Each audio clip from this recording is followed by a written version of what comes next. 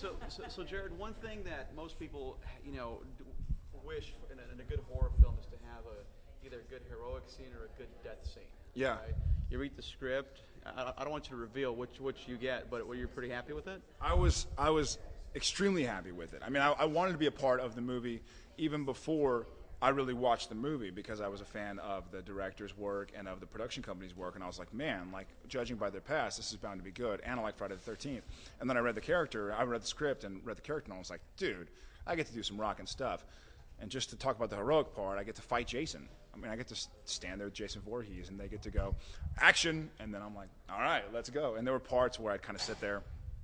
And for the most part, when you're working, you have your lines, and you have your marks, and you're like, okay, you're in their lights. You're like, all right, I have to get on my light. But every now and again, we do a shot where Jason and I are about to face off, and so we're kind of like warming up and getting pumped up, and they're spraying us down with water and dirt and blood. And you kind of sit there, and you're like, this is way cool. Like, I can't wait to watch this, And there were a few parts that had playback.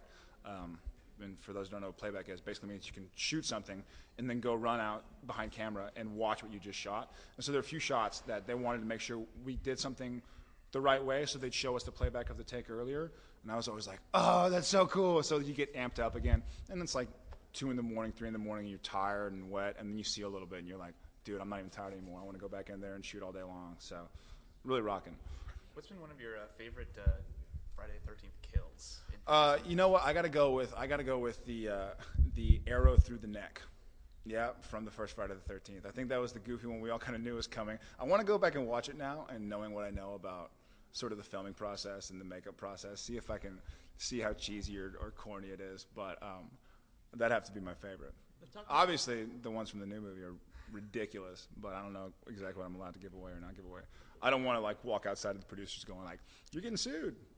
So. Talking about the producers, Brad and Drew are very hands-on. I love them. About working with them. Yeah, Brad and Drew are very hands-on, and it's filming is such a crazy process, anyways. And with a very passionate, very visual director, things can get turned around, and your actors are one place, and everybody is kind of in their own head trying to do their own job. And so to have Drew and Brad there, who really know what they're doing and are very aware of what's going on, and make sure to pick up all loose angles and make sure to grab everything, was really, really comforting. And I will work with those guys anytime. It's so nice to work with them. You got countless of fans waiting for you. And they have a really good bullshit meter. If that makes any sense. Like a lot of times you'll shoot something and no one has the guts to say like, dude, you're bullshitting. Or that's when I'm watching you in a movie and I go, bullshit.